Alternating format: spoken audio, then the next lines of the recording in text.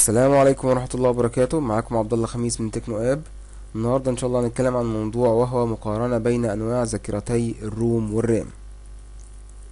مقدمة. اول حاجة هنتكلم عن ذاكرة القراءة فقط او الريد اونلي ميموري او الروم. الروم ده شكل من اشكال حفظ البيانات بيبقى موجود في الحواسب الآلية وبعض الاجهزة الالكترونية الاخرى، اللي مش بالسهولة نقدر نغير او نعيد برمجة محتوياتها. بينما الرام يشار إليها إنها ذاكرة متقلبة، بمعنى إن محتوياتها بتضيع لما التيار الكهربي بينقطع عن الجهاز.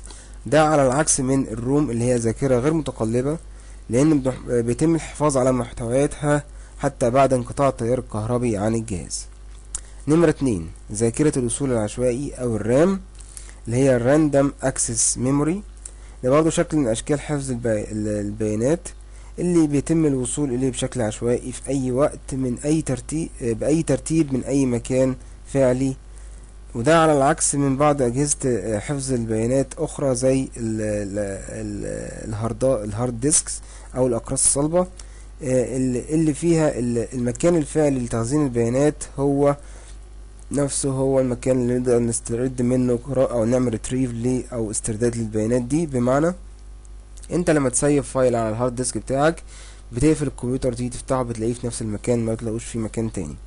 وبنقدر نقول ان الرام بتقاس بالميجا بايت، وسرعتها بتقاس بالنانو سكند، وشرائح الرامات بتقرا وتكتب الداتا اسرع بكتير من شرائح الروم. نقدر نيجي لجدول المقارنة. اول حاجة الاختصار ليه او stand for، هنلاقي الروم read only memory او ذاكرة القراءة فقط، بينما الرام هي random access memory او ذاكرة الوصول العشوائي. نمرة 2، التعريف. زي ما قلنا ذاكرة الروم هي شكل من اشكال حفظ البيانات اللي مش بالسهولة تقدر تغيرها او تعيد برمجتها، وهي بتحفظ تعليمات ضرورية جدا لعملية البوتنج او اقلاع الكمبيوتر عشان الكمبيوتر يشتغل. والداتا دي ما بتروحش لما الكمبيوتر بيقفل او التيار الكهربائي بينقطع عنه. وبنقدر نقول كمان على الذاكرة دي اسمها هارد وايرد، نقول عليها هارد وايرد اي ثابتة في مكانها ما بتتشالش وتتحط تاني. الرام اللي هي الراندوم اكسس ميموري، زي ما قلنا برضو في تعريفها، هي شكل من اشكال حفظ البيانات اللي بيتم الوصول اليها بشكل عشوائي في اي وقت في اي ترتيب ومن اي موقع فعلي، وبتسمح لعملية وصول سريعة وتلاعب او تغيير البيانات. نمرة 3، الاستخدام او اليوز. هنلاقي الروم بتخزن البرنامج المطلوب اللي هو يعمل عملية الاقلاع الاولية للكمبيوتر وبتسمح فقط بالقراءة. اما الرام هي بتسمح للكمبيوتر اللي هو يقرأ الداتا بشكل سريع عشان يشغل التطبيقات، وبتسمح القراءة والكتابة. التقلب او الفولاتيليتي، هنلاقي الروم دي ذاكرة غير متقلبة، اذا محتوياتها يتم الحفاظ عليها حتى بعد انقطاع التيار الكهربي عن الجهاز. اما الرام هي ذاكرة متقلبة، اذا محتوياتها بيتم فقدها او بتضيع لما التيار بينقطع عن الجهاز.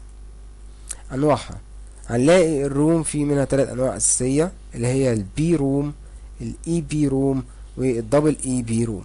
اما الرام هنلاقي منها نوعين اساسيين، وهما ذاكرة الستاتيك رام او الذاكرة الاستاتيكية، الرام الاستاتيكية، والرام الديناميكية او الديناميك رام.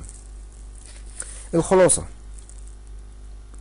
نقدر نقول ان ذاكرة الرام بتسمح للكمبيوتر لو يقرأ الداتا بشكل سريع وبشكل فعال عشان يقدر يشغل التطبيقات والبرامج بشكل فعال، بينما الروم بتسمح بتخزن البرامج الرئيسية عشان خاطر عملية الإقلاع الأولي أو البوتنج للجهاز،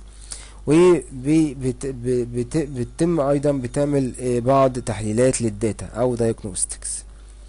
بينما الرام دي نوع من أنواع الذاكرة المعروفة موجودة في الكمبيوتر، الحواسب الآلية والطبعات، وساعتها بتصل إلى بضعة جيجا بايت.